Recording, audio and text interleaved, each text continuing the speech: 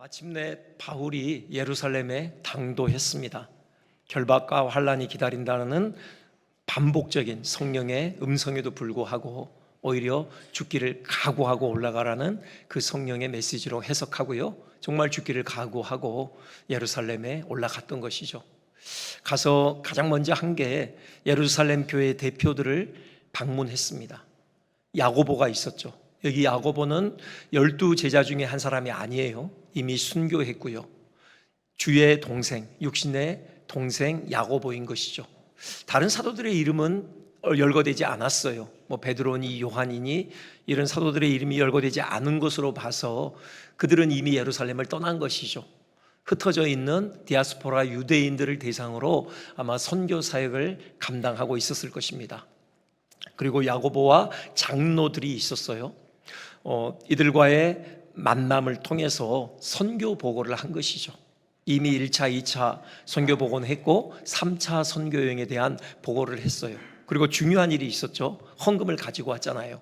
지금 각 교회 대표들과 함께 그 자리에 참여했을 터인데 가지고 온 헌금을 전달했겠죠. 그리고 나서 야고보가 특별히 제안하는 게 있어요. 지금 예루살렘 교회 바울을 둘러싼 이슈가 있었거든요. 그래서 그것 때문에 바울에게 결례를 행할 것을 요구하고요, 그 요구에 따라서 바울이 결례를 행하는 이런 일들이 오늘 우리가 봉독한 본문 안에 담겨 있습니다. 이 말씀을 쭉 보고 묵상하면서 제게 떠오르는 한 단어가 있었는데 그게 바로 본질이라는 단어입니다. 그렇다, 이게 본질이다. 지금 이 본문 안에요, 우리가 굳게 붙들어야 될 우리 신앙의 본질들이 지금 발견되고 있는 것을 봤어요. 그래서 오늘은 한번 이 본질, 우리가 굳게 붙잡아야 될 신앙의 본질이 무엇인가 본문을 통해서 들여다보는 그런 시간을 갖겠습니다. 먼저 우리가 주목해야 될 부분은 바울이 한 선교 보고죠. 지금 야고보와 장로들에게 3차 선교 여행에 대해서 보고했는데 그 보고의 핵심을 지금 누가는 19절에서 이렇게 정리하고 있습니다. 하나님이 자기, 바울이죠, 바울의 사역으로 말미암아 이방 가운데서 하신 일, 그랬어요. 지금 주어가 하나님으로 되어 있습니다. 하나님께서 바울의 사역으로 말미암아 이방 가운데서 행하신 일을 바울이 보고했다라는 거죠. 여기서 먼저 우리가 발견하게 되는 사실은 역시 하나님의 사람 바울의 겸손함입니다. 자기가 한 것이 아니라 하나님께서 하셨다, 그렇게 진술을 하잖아요. 바울이 지금 선교 보고하는 그 내용 가운데는 어떤 사건들이 있었을까요? 빼놓을 수 없는 사건이 에베소 사역이죠. 3차 선교 여행의 백미는 에베소 사역이에요. 3년 가까이 에베소에 머물 때요, 에베소는 물론이거니와 그 너머에 소아시아 전역에 부흥의 불길이 당겨졌던 거죠. 바울을 통해서요, 기이한 이적들이 행해졌습니다. 예수의 이름으로 명하면은 귀신들이 떠나가고요, 병이 고쳐졌죠. 심지어는 바울에게 있던 소수건과 앞치마를 가져다가 병자들의 몸에 얹으면요, 또 그 병이 고쳐지는 놀라운 이적이 나타났습니다. 그래서 많은 사람들이 주께로 돌아왔는데 그 회심의 대열에는 심지어 마술사들도 여럿 끼어 있었어요. 그들이 그냥 말로만 회개한 게 아니에요. 자기네 생계수단이었던 값비싼 책들을 가져와 불태웠죠.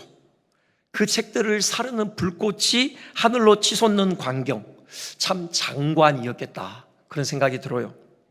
책들을 사르며 하늘로 치솟는 불꽃은요, 마치 당시 소아시아에 거하는 사람들의 심령에 번져가던 성령의 불꽃을 상징하는 듯 했을 것입니다. 오죽했으면 아데미 신상을 만들어 팔던 사람들이 폭동을 일으켰겠습니까? 그렇게 잘 되던 장사가 안 되는 것이죠. 매출이 확 줄어들었습니다. 아데미 신상을 찾는 사람들의 발걸음이 눈에 띄게 준 것이에요. 그 정도로 소아시아 일대에 바울로 말미암아 부흥의 역사가 일어났던 것이죠. 이런 상상을 해봤습니다. 제가 만일 바울이었다면, 지금 예루살렘 교회 대표들에게 그 선교 사역을 보고하는 자리에 제가 서 있었다면 저는 이 얘기를 어떤 태도로 했을까? 아마 제 자신을 은근히 과시했을 것 같아요. 물론 노골적으로 그렇게 하진 않았겠죠. 내가 다 했습니다, 뭐 이렇게까지는 얘기하지 않았을 거예요. 하나님의 은혜였다고 고백했겠죠. 아마 이렇게까지 얘기해 줄 수 있어요. 하나님께서 하셨습니다. 모든 것이 하나님의 은혜였습니다. 하지만요, 그러는 와중에도 은연중에 제 자신을 드러내려 했을 것입니다. 이 정도면 저도 참 대단한 사역자 아닙니까? 하는 사실을 사람들 사이에 은근히 인식시키려 했을 거라는 거죠. 간증이 안고 있는 위험성이 바로 이것이지 않습니까? 하나님을 증거하는 듯 하지만 결국은 자기 자랑으로 끝날 때가 많죠. 일종의 자기 영웅담이 되고 마는 것입니다. 우리가 참으로 경계해야 할 태도죠. 겸손해야 합니다. 하나님 앞에서 겸손해야 해요. 내가 한 것이 아니라 하나님께서 하셨음을 우리 마음으로 깊이 인정해야 합니다. 그렇게 해서 하나님께만 영광을 돌려야 해요. 혹시라도 하나님께 가야 할 영광을 중간에서 가로채는 일은 혹여라도 일어나서는 안 되는 것입니다. 여기 보십시오. 바울의 선교 보고를 들은 야고보와 장로들의 반응이 하나같이 어떠했습니까? 바울을 추켜 세웠습니까? 바울에게 박수갈채를 보냈습니까? 아니에요. 20절 보면요, 그들이 듣고 하나님께 영광을 돌리고 라고 해요. 하나님께 영광을 돌렸습니다. 이게요, 선교 보고의 정석이죠. 이게 간증의 정석입니다. 간증은요, 간증을 통해 그 간증한 사람이 주목을 받는 것이 아니라요, 오직 하나님께서 주목을 받으셔야 하는 것입니다. 물론 수고한 일꾼에게 칭찬과 격려가 있어야 하겠죠. 뭐 그것이 잘못된 것은 아니에요. 하지만 하나님께 우선적으로 영광을 돌려야 하는 것입니다. 설사 사람들로부터요, 칭찬과 격려가 없다고 할지라도 우리 그것 때문에 손해하지 않았으면 좋겠습니다. 하나님께 영광이 돌려지는 것으로 만족할 수 있었으면 좋겠어요. 바울이 그랬을 겁니다. 사람들로부터 박수갈채가 쏟아지지 않았어요. 그렇다고 바울은 손해하지 않았을 것입니다. 오히려 자기의 간증을 들은 사람들이 하나님께 영광을 돌리는 것으로 바울은 충분히 기뻐하고 기뻐했을 거예요. 그리고요, 지금 이 하나님께서 바울의 사역으로 말미암아 이방 가운데서 일을 행하셨다.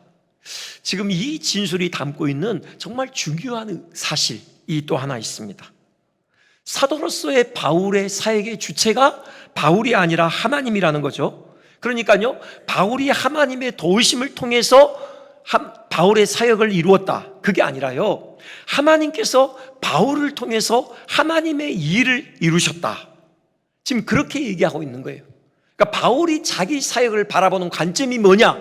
그 일이 자기의 일이 아니라 하나님의 일이고, 그래서 하나님께서 자기를 통해서 그 일을 이루셨다. 지금 이렇게 철저하게 생각을 하고 있는 거죠. 이건요, 우리 인생의 관점에 대한 부분입니다. 우리 인생의 관점을 바꾸라는 거예요. 인생의 주인이 내가 아니라 하나님이라는 거죠. 내가 내 인생을 사는데요, 나의 힘으로는 어떻게 잘 꾸려갈 수 없어서 하나님의 도움을 받아 인생을 꾸려가라, 그런 게 아닙니다. 하나님께서 내 인생의 주인이 되셔요. 하나님께서 내 인생을 하나님의 뜻대로 운행해 가시는 것입니다. 이를요, 자동차 그 운전에 비유해 보면 좀 쉬울 것 같아요. 자동차를 인생이라고 할 때 우리 인생을 경주해 가는 데 있었어요. 운전석에 누가 앉아 있어야 하겠습니까? 나 자신이요? 내가 운전석에 앉아 있고 하나님을 조수석에 앉혀 놓는 것입니까? 왜요? 뭐 운전하다 보면은 오프로드도 있고 뭐 사고의 위험성이 있으니 아무래도 나 혼자는 불안할 것 같아서 하나님을 조수석에 앉혀 놓고 필요할 때 도움을 받는, 이게 인생이 아니라는 겁니다. 이 인생이라는 자동차의 운전석에 우리가 앉아 있는 게 아니라요, 하나님께서 앉아 계셔요. 하나님께서 우리 인생의 자동차의 운전대를 붙들고 계시는 것입니다. 우리는 그 조수석에 앉아 있는 거예요. 이게 바로 하나님이 바울의 사역으로 말미암아 이방 가운데서 놀라운 일을 행하셨다, 그 진술이 담고 있는 진정한 의미예요. 인생이 하나님의 것이라는 거예요. 내가 내 인생을 꾸려가는 것이 아니라, 하나님의 도우심을 받아 인생을 꾸려가는 게 아니라, 하나님께서 내 인생을 하나님의 뜻대로 운행해 가시는 거예요.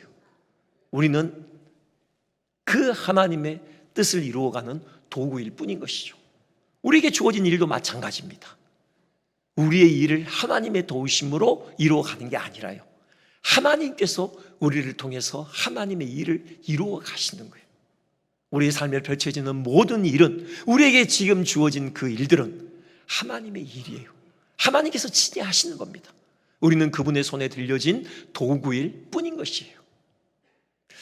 이 사실이 우리에게 위안을 줘요. 적어도 제게는 그렇습니다. 설교 준비하면서 이 한 줄 말씀을 참 오랜 시간 묵상했습니다. 위안이 와요. 적지 않은 위안을 받았습니다. 여러분, 담임 목사 자리가 부담이 될까요? 안 될까요? 부담이 됩니다. 네. 누가 아프시잖아요. 그러면 꼭 제가 기도를 게을리해서 아픈 것 같다라는 그런 생각이 들어요. 그뿐만이 아니라 어쨌든 성도들의 가정이 평안하고 정말 복을 누리기를 원하는 그런 간절한 마음이 있고, 그게 꼭 제가 어떻게 하느냐, 좀 이거에 달려있다라는 느낌을 가끔씩 받아요. 그래서 더 기도해야 된다, 그런 부담이 있죠. 예배만 해도 그래요. 여러분, 예배 은혜가 있어야 되잖아요. 여러분, 정말 소중한 시간을 할애해서 이 자리에 앉아 계시는데, 지금 이 자리에 나오신 분들 중에 한 분이라도 아무 일 없이 그냥 성전 마당만 밟고 예배당에서 나선다, 여러분, 그런 일이 있어서는 안 되잖아요. 지성소로 다 들어가야죠. 하나님의 그 거룩하신 얼굴을 배워야 하잖아요. 그분과의 신령한 교통을 나눠야죠. 그분이 주시는 그 하늘의 신령한 은혜가 우리 온 영혼을 덮는 그런 경험들을 해야 할 것 아닙니까? 그래야죠. 그러기 위해서 설교가 더 중요하죠. 설교의 은혜가 있어야 돼요. 정말 하나님의 말씀이 살았고 운동력이 있어서 그 혼과 영과 관절과 골수를 찔러 쪼개는 그 말씀의 능력을 모두가 경험해야죠. 여러분, 그런 부담이 있습니다. 교회도 성장해야 되잖아요. 한 사람 한 사람이요, 성령 안에서 의와 평강과 희락으로서의 하나님 나라를 경험해야죠. 그 하나님 나라에 대한 거룩한 열망을 가슴에 품고 맡겨진 삶의 자리에서 하나님의 나라를 힘써 이루어가는 그리스도의 제자들로 한 사람 한 사람이 세워져야 할 것 아닙니까? 그러면서 구원받는 무리가 날로 더해야 할 것이고요, 우리의 지경이 넓어져서 정말 열방에 주님 다시 오실 길을 예비하는 이 귀한 사역을 우리 교회가 감당해야죠. 여러분, 이런 것 생각하면요, 때로는 마음이 조급해질 때가 있어요. 빨리 이런 부흥의 역사가 왕성하게 펼쳐졌으면 좋겠다, 그런 조급함이 들 때가 있습니다. 이 말씀을 보면서 그런 생각을 해요. 왜 그게 네 일이냐? 이 일이 제 일이 아니라는 거죠. 교회를 세워가는 것이 제 일이 아니라는 겁니다. 담임 목사의 일이 아니고요, 어떤 특별한 사람의 일이 아니라 이 일은 하나님의 일이라는 거죠. 누구보다도 교회가 성장하기를 원하시는 분이 하나님이셔요. 우리 지난 시간에 하나님께서 자기 피로 사신 교회라고, 교회의 정의에 대해서 생각했습니다. 그 아드님의 핏값으로 사내신 교회이기 때문에 누구보다도 교회가 성장하고 온전한 모습을 갖춰가기를, 교회가 교회로서의 바른 기능을 감당하는 것을 하나님께서 원하시는 거죠. 그리고 하나님께서 그렇게 이루어 가시는 것입니다. 하나님의 일이다. 그게 그럼 아무것도 안 한다, 그런 얘기가 아니라요, 상당히 마음의 부담을 더는 어떤 그런 위안이 되어졌습니다. 그랬으면 좋겠어요. 여러분, 우리 인생 우리의 것이 아닙니다. 여러분, 인생을 살아내는 것이 쉽지 않죠. 그렇죠. 워낙 경쟁이 치열하고 여러분, 팍팍하죠. 하지만 우리가 기억해야 될 것은 이 인생 우리의 것이 아니에요. 하나님의 것입니다. 누구보다도 우리가 잘 되기를, 누구보다 우리가 복을 누리기를, 누구보다도 우리의 삶의 생명력이 가득하기를 원하시는 분이 하나님이셔요. 하나님께서 우리 인생을 붙들고 계시는 것입니다. 그 길을 향하여서 하나님께서 우리 인생을 이끌고 가시는 것이에요. 우리는 순종하면 되는 것입니다. 그 하나님께 우리의 삶을 내어 맡기면 되는 것이에요. 요즘에도 사우나에 그런 문구가 있는지 모르겠는데, 예전에 보면요, 귀중품은 카운터에 맡기십시오, 그런 문구 있어요. 그러면서 이어지는 게 그거죠. 맡기지 않은 물건은 책임지지 않습니다. 여러분, 하나님께 우리 인생을 맡기자고요. 여러분, 우리 인생처럼 귀한 귀중품이 어디 있습니까? 우리 인생 전체를 하나님께 맡기면 하나님께서 책임지시는 것입니다. 그 하나님과 함께 멋진 드라이브를 즐기는 복된 인생들 되시기를 주님의 이름으로 축원드립니다. 이것이 우리가 붙들어야 될 본질이에요. 하나님이요. 신앙이라는 것은 처음부터 끝까지가 하나님이어야 해요. 하나님만을 예배하고 하나님만을 송축하고 하나님만을 자랑하고 하나님만을 의지하고 신뢰하는 것, 이것이 바로 신앙이요 우리가 붙들어야 될 본질이다 생각하셨으면 좋겠습니다. 두 번째요, 이제 이렇게 하나님께서 바울의 사역을 통하여 이루신 구원의 역사를 들은 야고보와 장로들이 하나님께 영광을 올려드리죠. 그리고 나서 이제 정말 민감한 이슈 하나를 조심스럽게 꺼내듭니다. 그게요, 바울을 둘러싸고 지금 예루살렘 교회에 지금 이렇게 잠재하고 있는 문제인데요, 그 예루살렘 교회의 유대인 신자들이 바울에 대해서 반감을 가지고 있어요. 적대감을 가지고 있습니다. 일단 20절 후반부부터 볼까요? 이렇게 돼 있어요. 형제여, 바울에게 하는 얘기죠. 그대도 보는 바에 유대인 중에 믿는 자 수만 명이 있으니 다 율법의 열성을 가진 자라 그랬습니다. 수만 명, 어떤 주석에서는 좀 과장이 아닌가 이런 의견을 피력하던데요, 어쨌든 수만 명이라고 하는 거 보면은 상당히 많은 유대인들이 지금 예수님을 믿게 됐어요. 예루살렘 교회가 부흥을 한 것입니다. 그런데 한계가 있었죠. 이들이 여전히 율법의 열성을 가지고 있었어요. 그리고 이 한계가요, 바울에 대해서 반감을 갖게 하는 중요한 요인이었습니다. 물론 거기에는 바울에 대한 왜곡된 소문이 한 몫을 했어요. 자, 야고보가 이렇게 얘기해요. 21절에 보면은 네가 이방에 있는 모든 유대인을 가르치되 모세를 배반하고 아들들에게 할례를 행하지 말고 또 관습을 지키지 말라 한다 함을 그들이 들었도다. 그러니까 왜곡된 소문, 바울에 대한 소문이 들려왔는데 이런 거죠. 모세를 배반한다, 그건 한마디로 율법을 멀리 떠나라고 가르쳤다는 겁니다. 그 일례로 할례를 행하지 말라고 가르쳤다는 거예요. 자식들에게 할례 받게 할 필요 없다, 이방인들에게 그렇게 가르쳤다는 게 아니라 지금 이방에 흩어져 있는 유대인들에게 너희 자식들을 할례 행하게 할 필요 없다, 하지 마라, 그렇게 가르쳤다는 거예요. 그리고 조상 대대로 지켜온 그 유대 관습 다 지키지 마라, 이렇게 가르쳤다는 거죠. 여기는 좀 왜곡이 있어요. 근데 어쨌든 그 소문이 들려왔고, 그것 때문에 지금 이 유대인 신자들, 율법의 열성을 가지고 있는 신자들이 바울에 대해서 반감을 가지고 있어요. 그래서 야고보가 염려하는 게 있죠. 22절이요. 그러면 어찌할꼬 그들이 필연 그대가 온 것을 들으리니. 무슨 말이에요?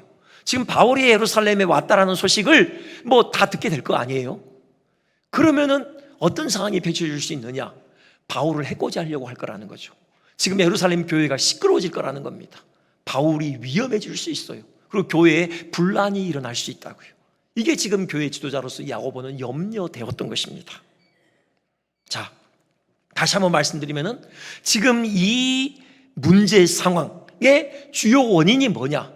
그것은 유대인 신자들이 가지고 있는 율법에 대한 열심이에요. 그 열심이요, 바울의 가르침을 왜곡되게 듣게 만들었고 왜곡되게 이해하게 만들었어요. 여러분, 지금 이들은 예수님을 믿는다고 나온 사람들 아닙니까? 그런데도 여전히 율법에 대해서 열심을 가지고 있다, 이런 할례와 같은 율법 조문에 대해서 지나친 열정을 가지고 있다. 이건요, 문제죠. 무슨 문제냐? 복음에 대한 분명한 이해에 아직 이르지 못했다는 것을 반증해요. 복음이 뭔데요? 복음이라는 게요, 예수 그리스도의 십자가의 죽으심으로 율법을 완성했다라는 거예요. 율법이 요구하는 속죄 제사, 예수님의 십자가의 죽으심으로 완성했다라는 거죠. 더 이상 율법이 요구하는 대로 짐승으로 속죄 제사를 드릴 필요가 없다. 이것이 복음의 메시지입니다. 속죄 제사만이 아니라 율법의 모든 요구, 예수 그리스도께서 그분의 십자가의 죽으심으로 완성하셨어요. 그 우리의 구원을 위해 필요한 의를 예수님이 율법의 완성을 통해서 획득해 내셨다고요. 그래서 구원을 얻기 위해서 더 이상 율법을 지킬 필요가 없는 거죠. 오직 예수 그리스도를 믿기만 하면 되는 거예요. 이게 바로 복음이죠. 그런데 아직도 할례를 붙들고 있다? 아직도 그 율법의 조문들을 붙들고 있다? 그것 때문에 바울에 대해서 악감정을 가지고 바울을 해코지 하려고 한다? 이건 아직 복음에 대한 분명한 이해에 이르지 못했다는 것을 증거하는 거죠. 그리스도인이요, 열정을 갖는 것 중요합니다. 그리스도인 열정이 있어야 돼요. 뜨거워야 돼요. 미지근하면 안 됩니다. 그런데 열정을 갖는 것만큼 더 중요한 것은요, 그 열정의 대상이 올바른 것이어야 한다는 거예요. 유대인의 전통에 대한, 율법에 대한 열심은요, 어긋난 열심이에요. 마땅히 이 열정을 가져야 할 바른 대상에 대한 열정이 아닙니다. 그렇다면 우리가 쏟아부어야 될 열정의 바른 대상은 뭘까요? 바로 이 복음이에요. 우리는 복음에 대해서 열정을 가져야 하는 것입니다. 이 복음이야말로 우리가 꼭 붙잡아야 될 신앙의 본질이에요. 왜요? 이 복음이 영혼을 살리기 때문에요. 이 복음이 교회를 세우기 때문에요. 이것이 사도 바울의 확신이었어요. 사도 바울이 밀레도에서 에베소 장로들을 마지막 만나면서 그들에게 건네는 말 중에 이런 말씀이 있어요. 사도행전 20장 32절. 지금 내가 여러분을 주와 및 그 은혜의 말씀에 부탁한다. 그래요. 그러면서 그 말씀이 여러분을 능히 든든히 세워서 하나님 나라의 영원한 기업을 얻게 할 것이다. 이 확신을 얘기하는 겁니다. 다시는 이제는 에베소에 갈 수 없어요. 다시는 살아생전에 그들을 만날 수 없습니다. 그럼에도 바울이 그들과 헤어질 수 있었던 것은 그들을 세울 리가 주님이시요 은혜의 말씀이기 때문에. 이 은혜의 말씀이 뭐예요? 이게 바로 복음이죠. 복음이 영혼을 세우는 겁니다. 복음이 교회를 세워요. 그렇기 때문에 우리는 복음을 붙들어야 하는 것입니다. 반대로요, 교회사적으로 볼 때요, 교회를 무너뜨리는 가장 심각한 위협은요, 복음의 변질에 있었어요. 복음의 다른 것을 섞는 것이죠. 외적인 박해, 환란, 그것이 교회를 무너뜨리지 못해요. 오히려 그런 외적인 박해와 환란은 교회를 더 든든하게 세우는 도구가 됐습니다. 순교의 피에 의해 교회가 성장했잖아요. 부흥의 불씨가 됐어요. 그런데 복음을 변질시켜버리면요, 교회는 힘을 잃어버립니다. 능력을 잃어버려요. 세속주의가 복음을 대신하자 중세 암흑기가 찾아왔어요. 여러분, 그 유명한 이야기 아시잖아요. 교황이 그 말을 잔뜩 쌓아놓고 그 말을 만지작거리면서 그 신학자 아퀴나스에게, 이보게, 아퀴나스, 이제 더 이상 우리는 금과는 내게 없거니와 이렇게 말할 필요가 없게 됐어. 이 금화들을 보게나. 그때 아퀴나스가 하는 답이 뭐였습니까? 네, 맞습니다, 교황님. 그럴 필요 없죠. 그러나요, 동시에 이제 우리는 내게 있는 것을 그대에게 주노니 나사렛 예수 그리스도 이름으로 일어나 걸으시오 라는 선포도 할 수 없게 되었습니다. 그런 거예요. 복음이 변질되면 교회가 힘을 잃어버려요. 더 이상 교회가 아닌 것이 되고 마는 것입니다. 우리 한국교회는 어떻습니까? 혹시 복음에 다른 것이 섞여 있지는 않아요? 중세처럼 세속주의가 복음을 대신하고 있지는 않는지 우리 진지하게 돌아봐야 합니다. 복음을 붙듭시다. 복음을 고수합시다. 한 사람 한 사람이 복음을 바르게 깨닫고 복음을 삶에서 살아냅시다. 그 코카콜라 회사, 여러분 200여 개국에 지금 코카콜라가 지금 보급이 돼 있죠. 뭐 미국 외교관들도 들어갈 수 없는 나라, 지역까지 코카콜라는 들어가 있다고 하잖아요. 1초에 4만 병이 팔린답니다. 하루에 34억 병이 팔리고 있대요. 이렇게 되기까지 여러 가지 요인이 있었겠죠. 근데 모든 사람이 한결같이 말하는 첫 번째 요인이 뭐냐? 그 사장 로버트 우드로프와 그 스태프들의 헌신과 열정, 그리고 그 집중의 능력을 꼽고 있어요. 그가 한 유명한 말이 있습니다. 내 혈관 속에는 코카콜라가 흐르고 있다. 우리는 이렇게 말해야죠. 우리의 혈관 속에는 예수 그리스도의 피가 흐르고 있다. 예수 그리스도의 복음이 흐르고 있다. 우리 이런 복음에 대한 헌신과 열정, 그런 집중의 능력을 가졌으면 좋겠습니다. 복음으로 교회를 세우고 하나님 나라를 이루어가는 일에 헌신하기를 주님의 이름으로 축원드립니다. 세 번째요, 마지막으로 살펴볼 내용. 지금 그래서 야고보가 그 상황을 타개하기 위한 해법을 제시해요. 그게 이제 23절부터 나오거든요. 쭉 보면 그렇게 돼 있죠. 23절이요. 우리가 말하는 이대로 하라 그래요. 그러면서 이제 뭐냐면 일단은 결례를 행하라는 거예요. 그러니까는 그 유대 전통에 의하면은 이방 땅을 밟잖아요. 그러면은 의식적으로 부정하게 됩니다. 오염이 묻어요. 근데 그 상태로 예루살렘에 오면은 반드시 결례를 행해야 돼요. 이방 땅에서 묻어온 그 부정을 씻어내야 하는 것이죠. 바울에게 그거 하라고 지금 권면하는 것입니다. 당신 결례를 행하십시오. 이게 일주일 동안 하는 의식이거든요. 당신이 그거 하면은 그걸 보는 유대인 신자들이 바울이 율법을 가벼이 여기지 않는구나, 그렇게 생각할 것 아닙니까? 그리고 한 가지를 더 요구하는데요. 나실인 그 서약을 한 사람들이 4사람이 있었어요. 그게 보통 한 달 정도 합니다. 머리 깎지 않고 포도즙이 안 되고 지체 가까이 하지 않고 이런 거 있잖아요. 이제 거의 끝날 때쯤 됐어요.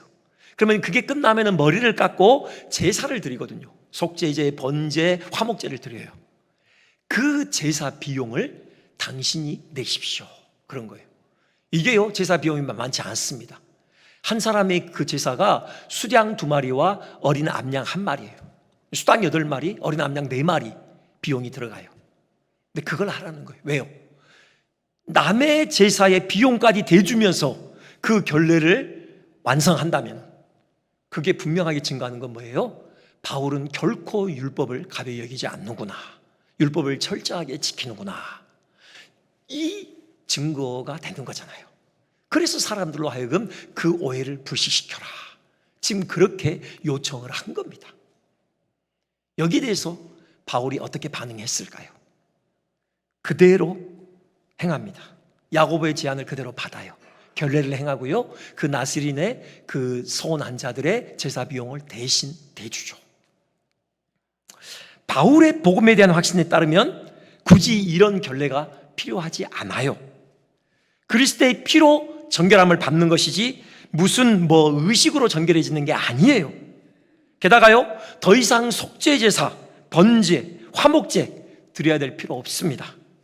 예수 그리스도께서 이미 십자가로 완성하셨어요. 그러니 이런 짐승을 제물로 한 제사가 더 이상 필요한 게 아니죠. 짐승의 제물 대신 우리 자신의 몸을 산 제물로 하나님께 바쳐드리는 산 제사, 영적 제사만이 우리에게 합당한 것입니다.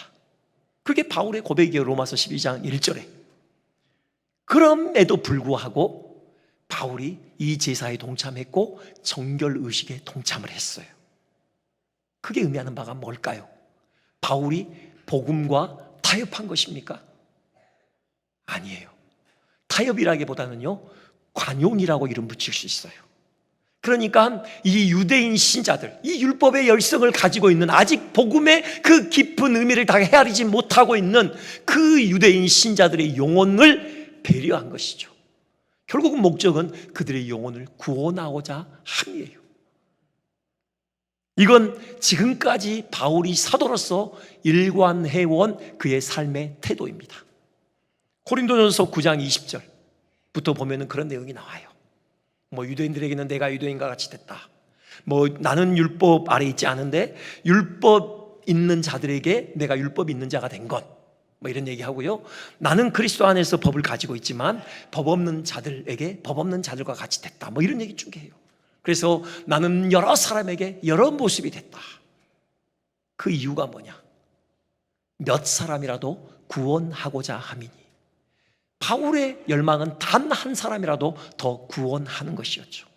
그 영혼 구원을 위해서라면, 그 영혼을 살리는 일을 위해서라면 그는 무엇도 마다하지 않았던 것입니다.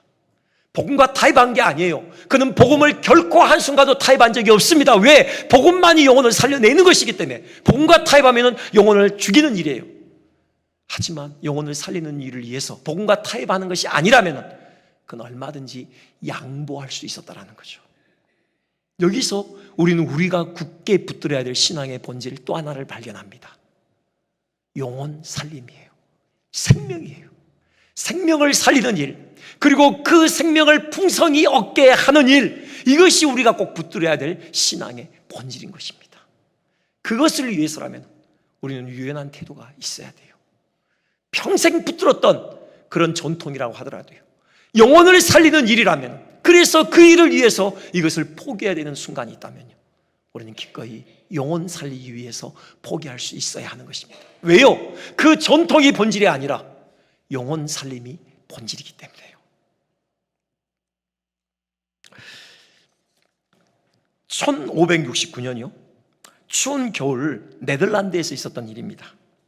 덕 윌렘스라고 제세례파죠. 근데 그 당시에는 이제 이단으로 몰렸죠.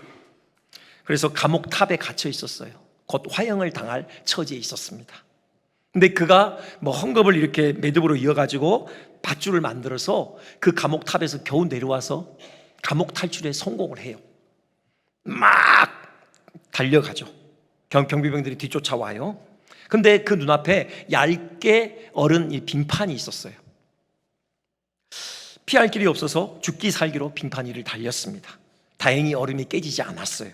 그런데 그를 뒤쫓아오던 경비병이 빙판을 건너는 순간 얼음이 그냥 깨졌어요. 차가운 물속에 빠지고 말았습니다. 윌렘스는 걸음을 멈추고 뒤를 돌아보았죠. 여러분 같으면 이때 어떻게 하시겠습니까? 윌렘스는요, 돌아갔어요. 그리고는 그를 안전하게 끌어냈습니다. 물론 다시 체포됐죠. 모진 고문을 당하고요, 결국 말뚝에 묶여 화형을 당했습니다. 자, 윌렘스가 도망가다가 걸음을 멈추고 왜 다시 돌아갔을까요? 생명 때문에 그래요. 그 물에 빠져 죽어가는 그 경비병은 아직 예수님을 알지 못하거든요. 그 영혼은 아직 구원에 이르지 못했어요. 자기는 이미 구원을 받았습니다. 그러면은 지금 누가 죽어야 하는 겁니까? 그 경비병 대신 자기가 죽어야 하는 거예요. 그 경비병의 영혼을 위해서, 그 생명을 살리기 위해서 그는 기꺼이 자기 목숨을 내어놓았던 것입니다. 여러분, 이게 본질이라는 거예요. 이게 본질이에요. 본질은 영혼 살림이에요. 생명이에요. 생명을 더 풍성히 얻게 하는 것이에요. 그것을 위해서라면 우리는 그 무엇도 포기할 수 있는 자세가 본질을 고수하는 자세입니다. 우리의 지경이 좀 더 넓어졌으면 좋겠습니다. 이 민족을 가슴에 품었으면 좋겠어요.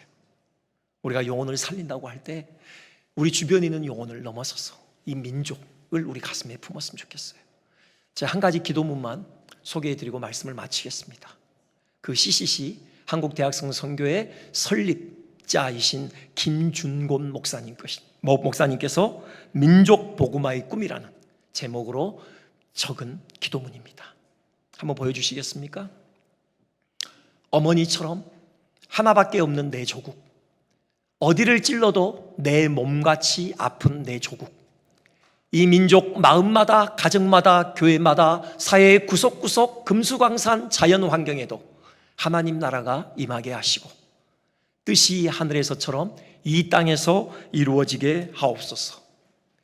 이 땅에 태어나는 어린이마다 어머니의 신앙의 탯줄, 기도의 젖줄, 말씀의 핏줄로 해서 자라게 하시고 집집마다 이 집의 주인은 예수님이라고 고백하게 하시고 기업주들은 이 회사의 사장은 예수님이고 나는 관리인이라고 고백하는 민족, 두메마을 우물가의 여인들의 입에서도, 공장의 직공들, 바다의 선원들의 입에서도 찬송이 터져나오게 하시고 각급 학교 교실에서 성경이 필수 과목처럼 배워지고 국회나 각의가 모일 때도 주의 뜻이 먼저 무너지게 하시고 국제시장에서 한국제 물건들은 한국인의 신앙과 양심이 의뢰의 표준수표처럼 믿어지는 민족, 여호와를 자기 하나님으로 삼고 예수 그리스도를 주로 삼으며 신구약 성경을 신앙과 행위의 표준으로 삼는 민족의식과 예수의식이 하나 된 지상 최초의 민족, 그리하여 수십만의 젊은이들이 예수의 꿈을 꾸고 인류 구원의 환상을 보며 한 손에는 복음을, 다른 한 손에는 사랑을 들고 지구촌 구석구석을 누비는 거룩한 민족이 되게 하옵소서. 아멘이십니까? 여러분, 이런 기도문을 우리 가슴에 품고 생명 살리는 일을 위해서, 생명을 더 풍성히 얻게 하는 일을 위해서 우리의 삶을 온전히 헌신하기를 주님의 이름으로 축원드립니다.